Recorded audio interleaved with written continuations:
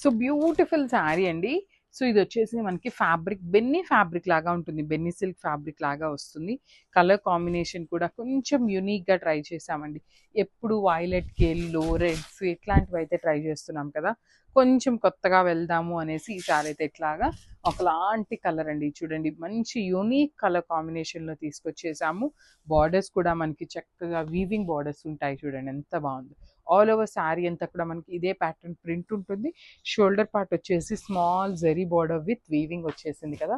కింద కూడా మనకి చాలా నీట్గా ఇక్కడ చూడండి, నేను అసలు మీకు ఇట్లా వేసుకుంటుంటేనే ఫ్యాబ్రిక్ అనేది అర్థమైపోతుంది అనమాట ఎంత ఫ్లోయీ ఉంది అనేసి. సో చక్కగా ఇలా పెట్టుకోవాలి అనే వాళ్ళకి కూడా ది బెస్ట్ శారీ అండి. సింగిల్ లేయర్ వేసుకునే వాళ్ళకి కూడా.